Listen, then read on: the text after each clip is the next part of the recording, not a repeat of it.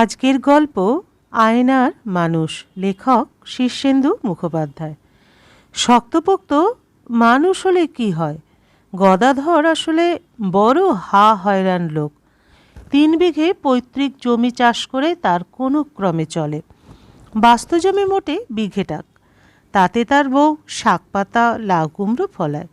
দুঃখ কষ্টে চলে যাচ্ছিল কোনো ক্রমে, কিন্তু পরাণবাবুর নজর পড়েই তার সর্বনাশ। পরাণবাবু ভারী ভুলো মনের মানুষ। জামা পরেন তো ধুতি পরতে ভুলে যান। হাটে পাঠালে মাঠে গিয়ে বসে থাকেন। জ্যাঠামশাইকে ছোট কাকা ডেকে বিপদে পড়েন। লোকে আদর করে বলে পাগলু পরাণ। তবে পরাণবাবু মাঝে মাঝে অদ্ভুত অদ্ভুত কথা বলে ফেলেন। একদিন গুরুপদকে বললেন, ওরে সাধুচরণ, চারদিকে চোর, খুব চোখ রাখিস বাপু। তা সত্যি, সেই রাতে গুরুপদর বাড়িতে চোর ঢুকে বাসনপত্র নিয়ে গেল। আর একদিন লক্ষ্মীকান্তকে বলে বসলেন, রজনীকান্ত যে, তা বিষ্ণুপুরে বেশ ভালো আছো তো ভায়া? লক্ষ্মীকান্তর বিষ্ণুপুরে যাওয়ার কথাই নয়, যায় উনি কোনো দিন। কিন্তু আশ্চর্যের বিষয়, এর কিছুদিনের মধ্যেই বিষ্ণুপুরে একটা মাস্টারির চাকরি হয়ে লক্ষ্মীকান্ত চলে গেল। যাওয়ার আগে সবাইকে বলে গেল পরাণবাবু ছদ্মবেশী মহাপুরুষ। অনেকেরই সে কথা বিশ্বাস হলো। গায়ের মাতব্বর শশীভূষণ একবার পরাণবাবুর খোড়া কুকুর ভুলুকে প্রকাশ্যে ল্যাংড়া বলায় খুব রেগে গিয়ে পরাণবাবু বলেছিলেন, দেখো শশীবাবু, সব দিন সমান যায় না। ভুলু যদি ল্যাংড়া হয় তো তুমিও ল্যাংড়া। অবাক কাণ্ড হলো। দিন 7 বাদে শশীবাবু গোয়াল ঘরের চালে লাউ কাটতে উঠে একটা সবুজ সাপ দেখে আঁতকে উঠে চাল থেকে পড়ে বাঁ পায়ের গোড়ালি ভাঙেন। মাসটাক তাকে নেংচে নেংচে চলতে হয়েছিল। তা সেই পরাণবাবু একদিন গদাধরকে দেখে থমকে দাঁড়িয়ে বললেন, তুমি যেন কে হে? মুখখানা চেনা চেনা ঠেকছে। আজ্ঞে, আমি গদাধর লস্কর। চেনা না ঠেকে উপায় কি বলুন? এই গায়ে জন্মকর্ম, ছেলেবেলা থেকেই দেখে আসছেন। আপনার বাড়ির বাগান পরিষ্কার করতে কতবার গেছি মনে নেই? পথে ঘাটে হরদম দেখাও হচ্ছে। খুবই অবাক হয়ে পরাণবাবু বললেন, বটে, তা তুমি করো কি হে বাপু? আগে এই একটু চাষবাস আছে। 3 বিঘে জমিতে সামান্যই হয়। নাক কুচকে পরাণবাবু বললেন, এ মোটে 3 বিঘে? ছ্যা ছ্যা, ও বেচে দাও। বলেন কি বাবু, বেচলে খাবো কি? ভারী বিরক্ত হয়ে ভ্রু কুচকে পরাণবাবু বললেন, খাবে? কত খাবে হে হলধর? খেয়ে শেষ করতে পারবে ভেবেছ? খাবে। কথাটা অনেকের কানে গেল। গাঁয়ের মুরব্বীরা বললেন, ওরে গদাধর, পরাণ হলো বাক সিদ্ধাই, যা বলে তাই ফলে। ভালোই ভালোই জমি জমা বেচে দে বাবা। শুনে ভারী দমে গেল গদাধর। শুধু একটা খেপাটে লোকের কথা শুনে এরকম কাজ করাটা কি ঠিক হবে? জমি সামান্য হোক, বছর বছর সামান্য যেটুকু ফসলটুকু দেয়, জমি বেচলে যে তাও জুটবে না। তার বউ ময়না ভারী ধর্মভীরু মেয়ে। ঘরের লক্ষ্মীর পট বসিয়েছে, ষষ্ঠী শিবরাত্রি ব্রত উপবাস সব করে। সেও শুনে বলল, পরাণবাবু কিন্তু সোজা লোক নয়, যা বলে তাই হয়। এসব শুনে ভারী ধন্দে পড়ে গেল গদাধর। তার মাথায় যথেষ্ট বুদ্ধি নেই, দূরদর্শিতাও নেই। জমি চাষ ছাড়া আর কোনো কাজও সে পারে না। একটা পাগল লোকের কথায় ঝুঁকি নেওয়াটা ভারী আহাম্মকি হয়ে যাবে নাকি? কিন্তু গাঁয়ের 5 জনের তাড়নায় আর বউ ময়নার তাগাদায় অবশেষে সে জমি বেচে 1 পোটলা টাকা পেল। তারপর মাথায় হাত দিয়ে দাওয়ায় বসে আকাশ পাতাল ভাবতে লাগলো। এই কটা টাকা কয়েক মাসের মধ্যেই ফুরোবে, তারপর কি যে হবে ভেবে বুক শুকিয়ে গেল তার। বিপদ কখনো একা আসে না। জমি বেচা কয়েক হাজার টাকা বালিশের নিচে রেখে রাতে ঘুমিয়েছিল গদাধর। খাটিয়ে পিটিয়ে মানুষ, ঘুমটা বটে একটু গাঢ়ই হলো তার। কিচ্ছু টের পায়নি। সকালে উঠে বালিশ উল্টে দেখল তলাটা ফাঁকা, দরজার খিলও ভাঙা। ফের মাথায় হাত দিয়ে দাওয়ায় বসে পড়ল সে। থানা পুলিশ করে কোনো লাভ নেই। থানা 5 মাইল দূর। তার মতো চাষাভুষো থানায় এত্তেলা দিলে কেউ পুজবেও না। তার কাছে টাকাটা অনেক বটে, কিন্তু পুলিশের শুনে নাক সিটকবে। ময়নারও মুখ শুকিয়ে আসছে। সে মোলায়েম গলায় বলল, ভেঙে পড়ার কি আছে? আমার লক্ষ্মীর ঘট ভেঙে দুদিন তো চলুক, নুন ভাত শাক ভাত খেয়ে কটা দিন কাটলো বটে, কিন্তু তারপর আর চলছে না। ময়না বলল, চলো অন্য গায়ে যাই। দরকার হলে তুমি মুনিশ খাটবে, আমি লোকের বাড়িতে কাজ করব। এ গায়ে ওসব করলে তো বদনাম হবে। বাপ পিতে মোর গা ছেড়ে যাব, তবে কি মরবে নাকি? কাহিল গলায় গদাধর বলল, তাই চলো। পাছে কেউ দেখতে পায় সেই ভয়ে সন্ধ্যের পর দুটি পোটলা নিয়ে দুজন গাঁ ছেড়ে রওনা হলো। গাঁ ছেড়ে বেরোতে না বেরোতেই প্রচণ্ড কালবৈশাখীর ঝড় ধেয়ে এলো।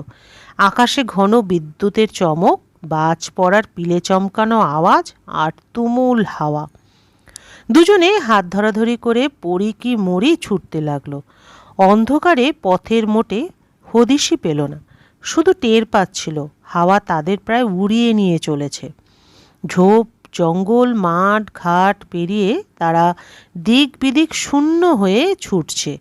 বৃষ্টির তোড়ে তাদের জামা কাপড় পোটলা পুটলি ভিজে জবজব করছে। দমসম হয়ে যাচ্ছে তারা।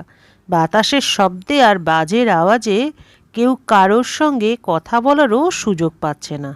হাঁ করলেই মুখের কথা কেড়ে নিয়ে যাচ্ছে বাতাস। কালবৈশাখীর নিয়ম হলো সে বেশিক্ষণ থাকে না। আধ ঘন্টা পরে ঝড় থামল, বৃষ্টি কমল, কিন্তু চারিদিক ঘুরঘুটি অন্ধকার, কোথাও কোনো আলো দেখা যাচ্ছে না। দুজনে একটা জায়গায় থমকে দাঁড়িয়ে পড়ল। গদাধর বলল, এ কোথায় এলুম? ময়না বলল, কিচ্ছু দেখতে পাচ্ছি না, আমার ভয় করছে। জমি জমা আর টাকা পয়সা সব হাতছাড়া হওয়ায় গদাধরের আর ভয় ডর নেই। সে ময়নার হাতখানা শক্ত করে চেপে ধরে বলল, আর ভয়টা কিসের? ময়না বলল, চলো ফিরে যাই। গদাধর একটা শ্বাস ফেলে বলল, ফিরব বললেই কি ফেরা যায়? এ কোন জায়গাটায় এসে পড়লুম তাই বা কে জানে। পথঘাট আন্দাজ করা কি সোজা? ঝড়ের ধাক্কায় অনেকটা এসে পড়েছি। চলো দেখি একখানা গ্রামটাম পাওয়া যায় কিনা। অন্ধকারে ঝোপ জঙ্গল ভেঙে তারা ধীরে ধীরে এগোতে লাগলো। গ্রাম বা লোকবসতি পেলেই যে আশ্রয় মিলবে এমন ভরসা নেই। উটকো লোককে কেই বা আদর করে ঘরে জায়গা দেয়? আজকাল যা চোর ডাকাতের উপদ্রব। একটা জঙ্গল মতো জায়গা পেরোতেই সামনে একটা আলো দেখতে পেল গদাধর।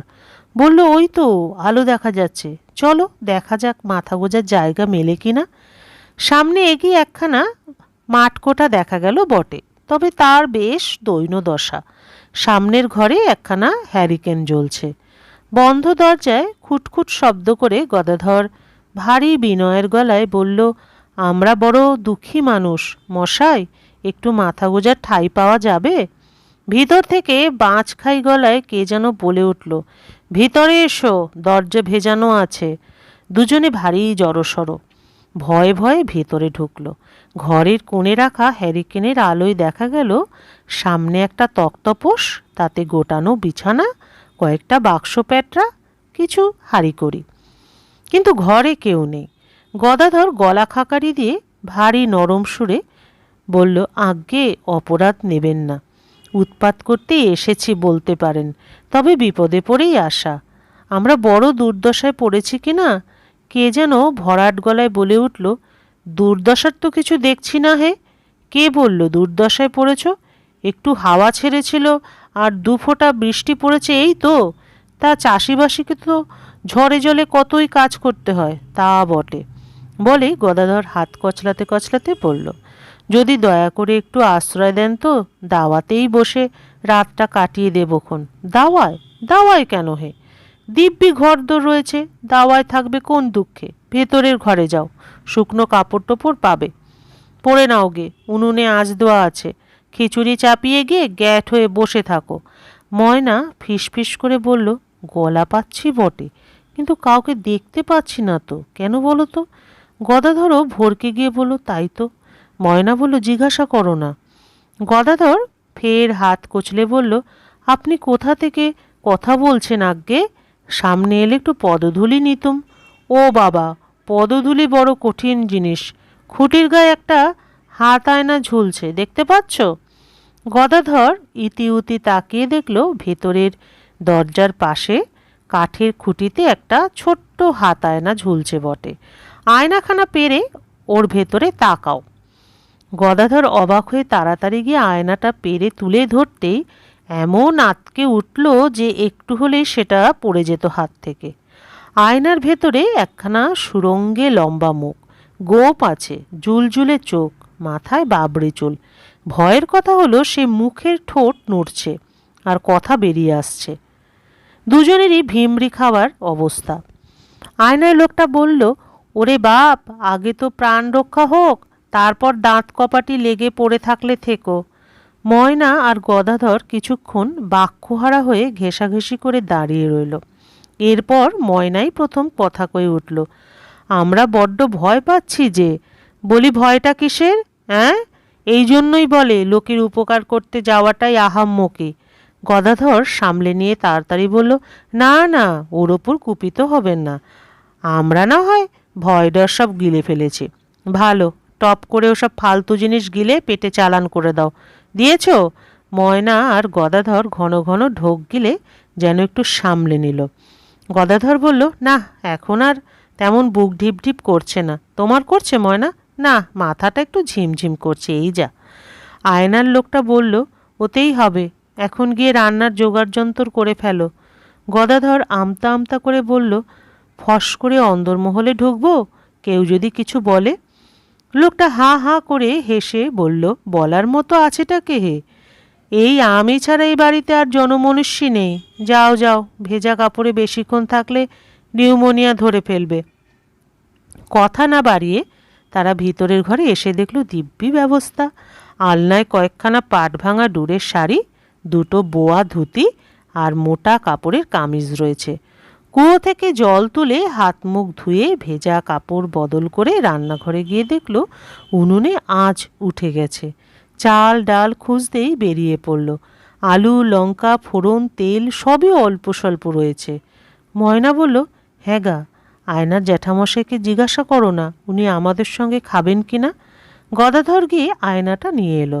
তারপর সুরঙ্গে মুখখানার দিকে চেয়ে কাঁচুমচু মুখ করে বলল, আজ্ঞে, আপনি পেরসাদ করে না দিলে কোন মুখে খিচুড়ি খাই বলুন? ময়নার বড় ইচ্ছা আপনাকেও একটু ভোগ চড়ায়। না হে বাপু, ওসব আমার সহ্য হয় না। আমার অন্য ব্যবস্থা আছে, তোমরা খাও। কি আর করা, অন্যের বাড়িতে ঢুকে এরকম বেঁধে বেড়ে খাচ্ছে বলে ভারী সংকোচ হচ্ছে তাদের। তবে খিদেও পেয়েছে খুব, তাই তার লজ্জার সঙ্গে পেট পুড়ে খেয়ে নিল। তারপর দুজনে ক্লান্ত শরীরে আর ভরা পেটে মরার মতো ঘুমিয়ে পড়ল। ভোরবেলা ঘুম ভাঙার পর গদাধরের মনে হলো গতকাল ঝড়ে বৃষ্টিতে পড়ে তার মাথাটাই গুলিয়ে গিয়েছিল, তাই বোধহয় একটা আজগুবি স্বপ্ন দেখেছে। ময়নাকে ডেকে তুলে জিজ্ঞাসা করতে ময়না বলল, দুজনে কি একই স্বপ্ন দেখতে পারে? তাহলে ব্যাপারটা কি? তার আমি কি জানি। বাইরে কে যেন কে আছো হে, কে আছো বলে চেঁচাচ্ছিল।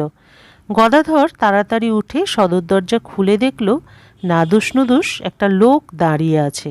দড়িতে বাঁধা দুটো হালের বলদ, একটা দুধেল গাই আর একটা হাল। লোকটা গম্ভীর হয়ে বলল, এই নাও ভাই, ষষ্ঠীপদর গচ্ছিত হাল গরু সব বুঝিয়ে দিয়ে যাচ্ছি। আর এই নাও 1 বছরের হাল গরুর ভাড়া আর দুধ বাবদ দাম 700 টাকা আছে। গদাধর জিভ কেটে পিছিয়ে গিয়ে বলল, না না, ছি ছি, এসব আমার পাওনা নয়। আমাকে কেন দিচ্ছেন? লোকটা দীর্ঘশ্বাস ফেলে বলল, না দিলে কি রেহাই আছে হে? ষষ্ঠীপদ ঘাড় মটকাবে।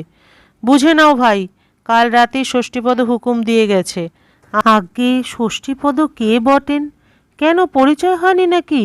বলি, সে এখন আয়নার মধ্যে ঢুকেছে বলে তো আর গায়েব হয়ে যায়নি। তার দাপটে এখনো সবাই থরহরি কাঁপে।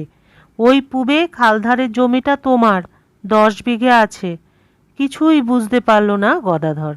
লোকটা চলে যাওয়ার পর গরু আর বলদদের নিয়ে গোয়ালে বেঁধে টাকাগুলো ট্যাকে গুজে সে গিয়ে আয়নাটা পেরে আনলো। কিন্তু দিন মানে আয়নায় আর সেই সুরঙ্গে মুখখানা দেখা গেল না। নিজের বোকা বোকা হতভম্ব মুখখানাই দেখতে পেল সে। এরপর আর একজন রোগাপানা লোক এসে হাজির, সঙ্গে মুটের, মাথায় দুটো ভরা বস্তা। এই যে ভায়া, আমি হচ্ছি শ্যামাপদ মুদি, 2 বস্তা চাল দিয়ে গেলুম। ষষ্ঠীপদর হুকুম তো আর অমান্য করতে পারি না। এই 2 বস্তাই পাওনা ছিল তোমাদের, আর এই 1000টা টাকা। গদাধর কথা কইতে পারছে না, কেবল ঢোক গিলছে, জিভ টাগরা সব শুকনো। একটু বেলার দিকে একজন বউ মানুষ এসে পিছনের দরজা দিয়ে ঢুকে সোজা ময়নার কাছে হাজির। একটা পোটলা খুলে কিছু সোনার গয়না বের করে বলল, নাও বাবু, তোমার জিনিস বুঝে নাও। মোট 8 গাছা সোনার চুড়ি, বাঁধানো নোয়া, বিছেহার, 1 জোড়া বালা আর ঝুমকো দুল। ময়না অবাক হয়ে বলল, এসব আমার হবে কেন? তা জানি না, ষষ্ঠীপদ গচ্ছিত রেখেছিল, এখন হুকুম হয়েছে তাই দিয়ে যাচ্ছি। কিন্তু আমি তো ষষ্ঠীপদবাবুকে চিনিই না। চিনবে বাপু, এ গায়ে থাকলে তাকে না চিনে উপায় আছে? তা তোমাদের কপাল ভালো যে তার নেক নজরে পড়েছ। তার ভয়ে আমরা কাটা হয়ে থাকি কি না? সারাদিনে আরও অনেকে এসে অনেক জিনিস দিয়ে গেল। কেউ দা আর কুরুল, কেউ শীতলপাটি, কেউ কুয়োর বালতি আর কাঁটা, কেউ কাঠের টুল, কেউ বাসন কোসন বা কড়াই আর হাতা, এমনকি 1 গাছ ঝাঁটা অবধি। সবই নাকি ষষ্ঠীপদর গচ্ছিত রাখা জিনিস। গদাধর আর ময়নার দিশেহারা অবস্থা। গরিব হলেও তারা লোভী লোক নয়, এসব জিনিস তাদের ঘরে ছিল না। তার উপর ষষ্ঠীপদর রহস্যটাও তাদের মাথায় সেদচ্ছে না। খুব ভাবনা চিন্তার মধ্যেই দিনটা কাটলো তাদের। সন্ধে হতেই হঠাৎ সেই বাঁচখাই গলা, সব জিনিস ফেরত দিয়ে গেছে তো? গদাধর তাড়াতাড়ি আয়নাটা পেরে দেখলো সেই সুরঙ্গে মুখ। কাপা গলায় বলল, এসব কি হচ্ছে বলুন তো মশাই, আমরা যে কিছুই বুঝতে পারছি না। লোকটা ধমক দিয়ে বলল, বেশি বুঝবার দরকার কি তোমার? কাল থেকে তেঁতুলতলার জমিতে হাল দিতে শুরু করো। আমরা কি তবে এখানেই থাকবো? তবে যাবে কোন চুলোয়? ময়না পেছন থেকে ফিসফিস করে বলল, ওগো, রাজি হয়ে যাও। গদাধর গদগদ হয়ে বলল, যে আজ্ঞে। গল্পের সমাপ্তি এখানেই। আবার দেখা হবে পরবর্তী আরেকটি গল্পের সাথে।